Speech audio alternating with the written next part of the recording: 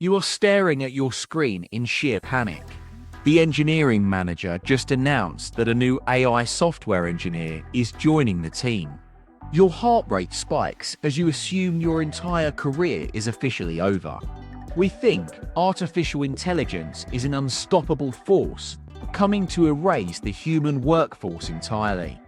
Marcus enthusiastically brings Pixel online. It generates 1,000 lines of pristine syntax in under 3 seconds. You feel completely obsolete. What are you supposed to do against a machine that never sleeps? The code looks flawless at first glance. Marcus smiles and types, "Ship it." Pixel attempts to run a massive database migration. Migration completed successfully, Pixel announces cheerfully. A split second later, the entire staging environment comes crashing down. The deployment locks up instantly.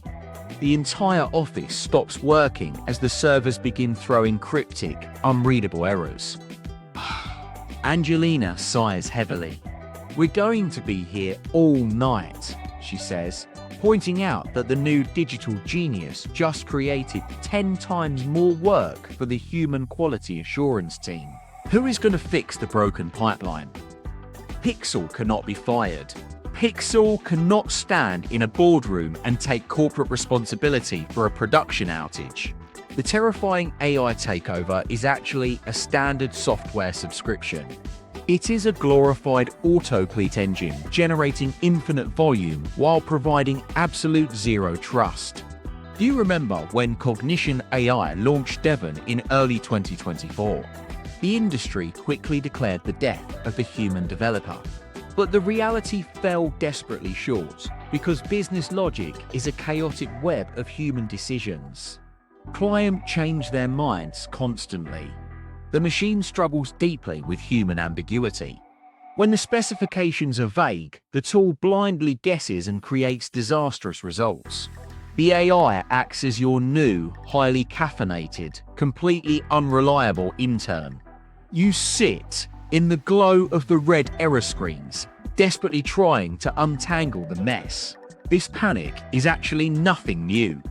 Assembly coders felt the exact same dread decades ago when high-level programming languages were invented. They feared their elite skills would vanish overnight. You isolate the faulty schema and begin aggressively deleting the AI's hallucinations. When automated teller machines rolled out in the 1970s, everyone assumed bank tellers would go completely extinct. Instead, the number of tellers increased dramatically because bank branches became vastly cheaper to open.